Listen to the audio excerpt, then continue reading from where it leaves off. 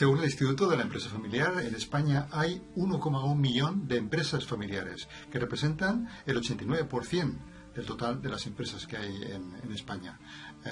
Esto genera el 70% del Producto Interior Bruto y también suponen el 70% de los puestos de trabajo que se dan en toda España, los puestos de trabajo de carácter privado. Son en torno a 6,58 millones respecto a los 3,52 que dan las empresas que no son familiares. Pero estos porcentajes podrían aumentar si no fuera porque se cumple el refranero español, ¿no? Aquello de padre fundando, hijo gastando y nieto mendigando, ¿no? Realmente solamente un 33% de las empresas pasan a la segunda generación, de las que lo hacen pasan un 15% a la tercera generación y a partir de solamente un 5% crean valor a partir de esa tercera generación, ¿no? Entonces, realmente las empresas familiares tienen que hacer bastantes esfuerzos para pasar de generación a generación y muchas veces esa destrucción de esas empresas familiares son más por aspectos, las estadísticas demuestran que son más por aspectos, por conflictos familiares que por aspectos estrictamente empresariales.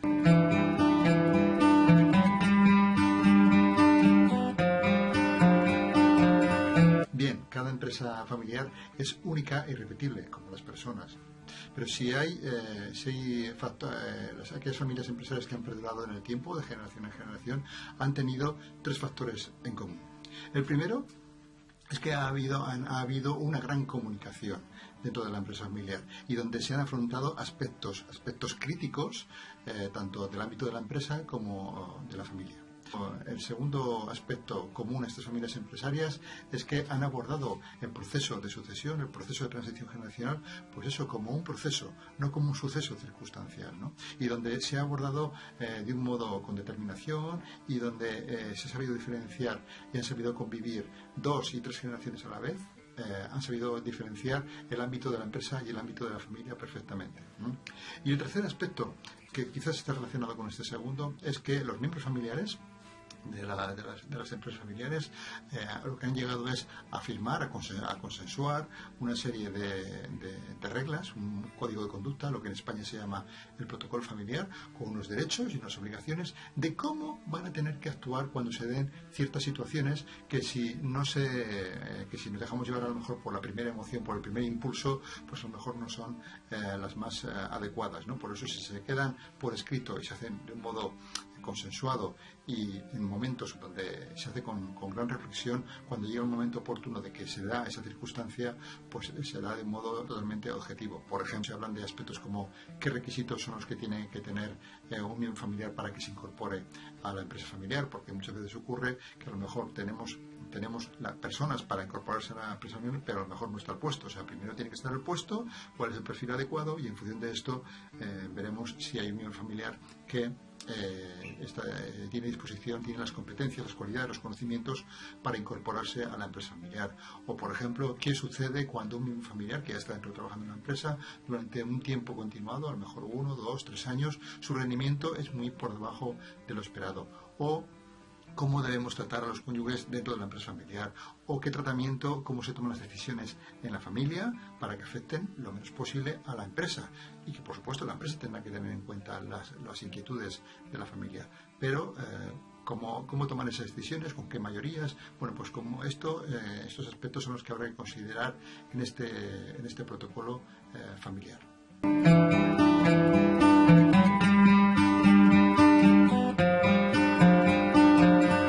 Un proceso de sucesión hay que considerarlo como un conjunto de actuaciones que deben tener un inicio y un final. Es decir, se deben fijar una serie de plazos, si no pasaría como el síndrome del príncipe Carlos, ¿no? Que nunca llega a reinar, ¿no?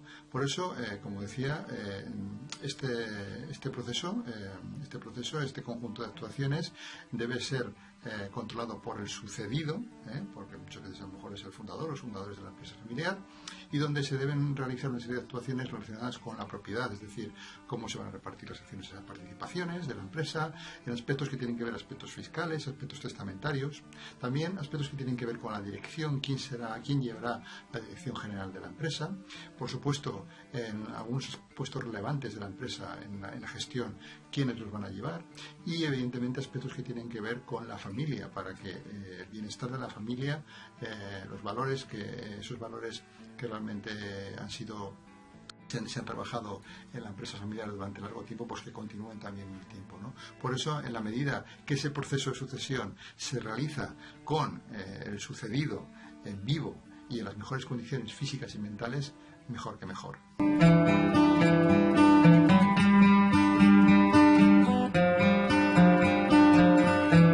Bien, bueno, en primer lugar, el sucedido, que muchas veces es el fundador de la empresa, tiene que pensar y tiene que trabajar, porque ya no va a ser el protagonista de la película, no va a ser el protagonista de la empresa, sino su papel va a ser el de ser un tutor, un facilitador, para que el sucesor tenga éxito, ¿no? Realmente el sucedido tiene que aprender a dejar hacer, que es lo que muchas veces les cuesta bastante a bastantes empresarios, ¿no? Y en ese dejar hacer tiene que también, seguramente querrá intervenir, pero yo siempre digo que hay que tratar de intervenir sin interferir, porque si cuando se llega se deja la sucesión, hay que dejar la sucesión en todos los aspectos. Si no, si queremos dejar hacer pero luego no dejamos, las cosas se complican. Luego, en segundo lugar, evidentemente, el sucesor, que el sucesor no tiene por qué ser el hijo mayor, ¿no? Muchas veces pensamos que es el hijo mayor el que tiene que hacer esa dirección general, y no, tiene que ser aquel miembro familiar que tiene las competencias, los conocimientos, las cualidades, el compromiso y la determinación para coger el relevo, pues con coraje y con determinación, ¿no? Entonces, es así como tiene que ser el sucesor. Ojo, ocurre muchas veces que a lo mejor el sucesor no está dentro de los miembros familiares, porque a lo mejor hay personas que pueden, en el sentido de capacidades, pero no quieren, y hay personas que sí que les gustaría, que quisieran, pero no pueden, no tienen las capacidades, ¿no? Y entonces hay que optar por un miembro no familiar, que es el que lleva a lo mejor la dirección general de la empresa, ¿no? En tercer lugar, también, ¿qué hace el resto de la familia? Pues el resto de la familia deben apoyar a ese nuevo liderazgo, a ese nuevo sucesor, ¿no? En todas sus acciones, ¿no? Porque no hay peor cosa que haya un líder, un direccional, y que luego los miembros familiares no le apoyen, ¿no? Entonces tienen que apoyarle, y evidentemente los miembros familiares tienen que buscar siempre el bien colectivo por encima del bien individual. O sea, los egoísmos hay que dejarlos y los egos hay que dejarlos aparcados. Y luego estarán pues los propios colaboradores, los proveedores, los clientes, que irán conociendo a ese nuevo sucesor fruto de los hechos que ya vaya realizando este sucesor, ¿no? Que evidentemente siempre será una tarea difícil, porque la sombra del sucedido siempre estará ahí.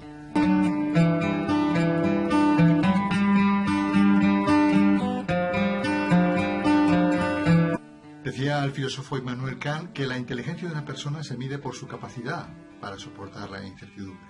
Pues esto es lo que van a tener que hacer muchos miembros familiares, muchos directivos, familiares y no familiares, el soportar y gestionar la incertidumbre y ayudar a aquellos que a lo mejor no tienen esa fortaleza mental para superar la incertidumbre.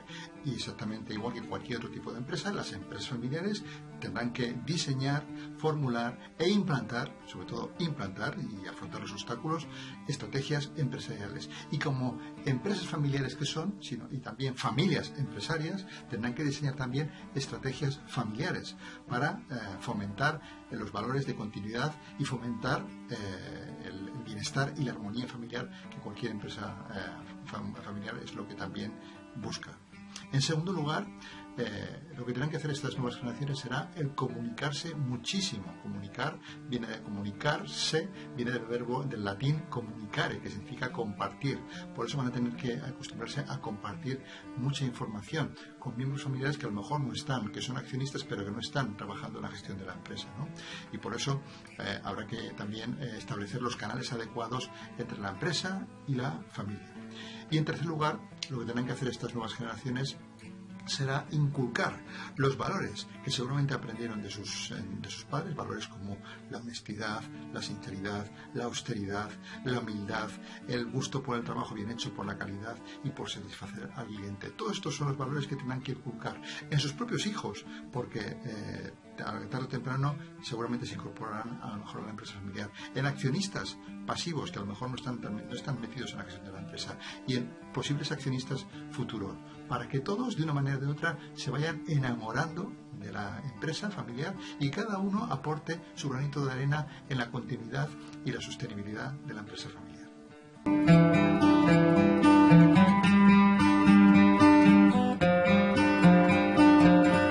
Bien, desde mi punto de vista, las empresas familiares en este siglo XXI van a tener que afrontar 6 grandes retos. El primero es el de profesionalizar la gestión sin que la cultura y los valores de la empresa familiar se vean perjudicados.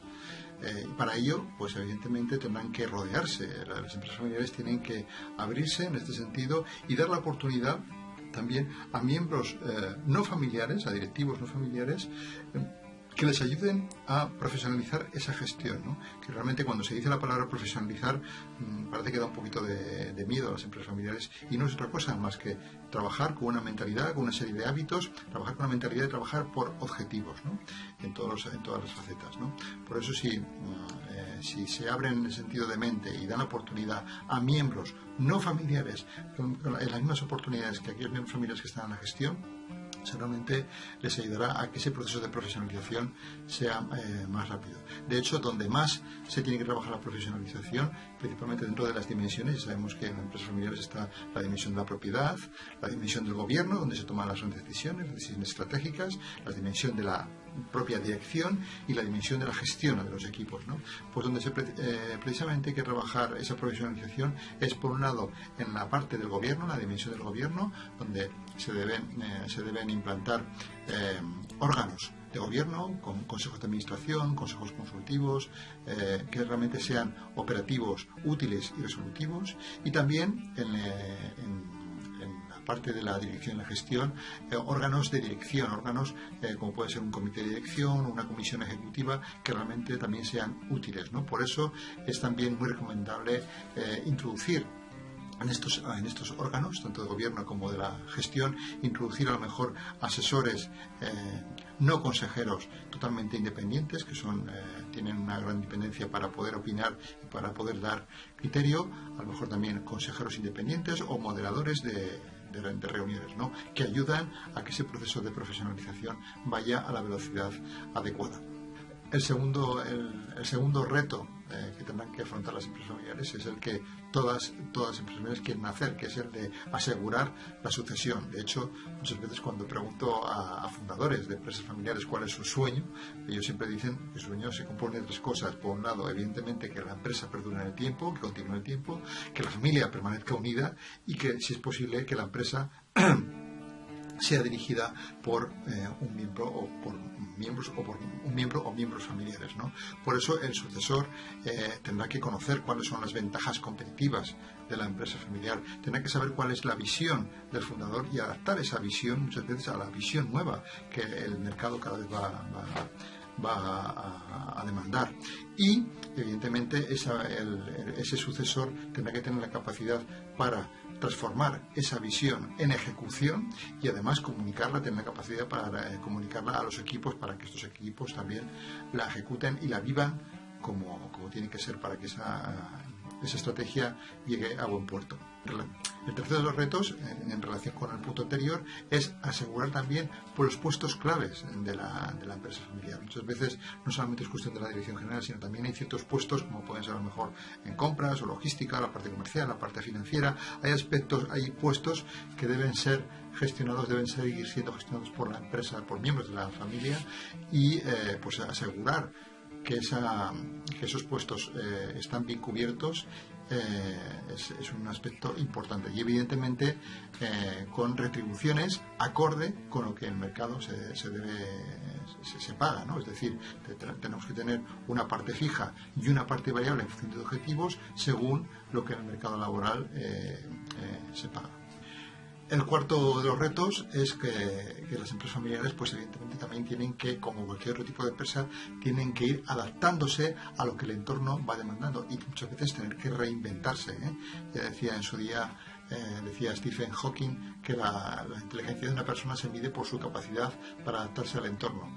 pues en ese sentido las empresas familiares también tienen que hacer el esfuerzo por adaptarse al entorno, y aquí incluyo dos cosas. Por un lado, la digitalización, que aquellas empresas que no se digitalicen pues lo pasarán mal, y en segundo lugar la internacionalización. O sea, tenemos que tener esos dos aspectos claves a la hora de adaptarnos al entorno. Y luego algo interno, intrínseco a muchas empresas, no solamente cualquier tipo de empresa, pero las empresas familiares más si cabe, que es la resistencia al cambio. Es un esfuerzo que también tienen que trabajar las empresas familiares, de trabajar esas resistencias y transformar esas resistencias, transformarlas pues en verdaderas fortalezas para que realmente se puedan aprovechar las oportunidades que el entorno ofrece. El quinto de los retos que tienen que afrontar las empresas familiares es muchas veces el resolver las interferencias producidas por miembros familiares que a lo mejor no están trabajando en la empresa familiar, ¿no? Algunos pueden estar trabajando y otros no, pero unos y otros puede ser que a lo mejor a los que están fuera, pues porque a lo mejor no conocen bien lo que pasa dentro de la empresa, y los que están dentro de la empresa porque a lo mejor tienen roles confusos de la propiedad, de la dirección, de la propia gestión de la empresa, y por eso es muy importante que las funciones y las responsabilidades de cada uno de los puestos que están en las empresas estén bien definidos y que los organigramas y las jerarquías sean respetadas, ¿no? Por eso es importante que las funciones y responsabilidades estén claras, y que cuando existan conflictos pues que también sean capaces de resolverlos y resolverlos en positivo. Y finalmente el sexto de los retos que las empresas familiares tienen que afrontar, sin duda alguna, es que al final tienen que actuar, y para actuar tienen que tomar decisiones, pero decisiones acertadas.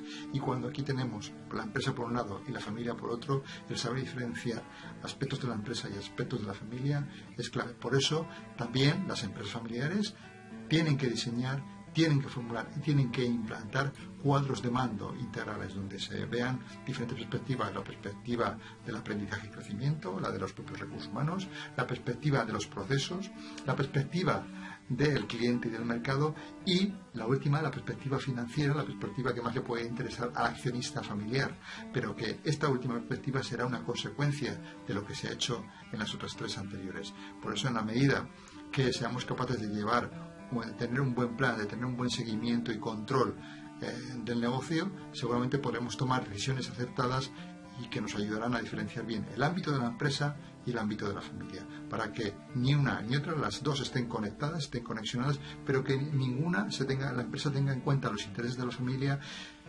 y que la empresa luego, pues, los que están en la empresa tomen decisiones, pero siempre también teniendo en cuenta cuáles son los intereses de la familia, de la propiedad.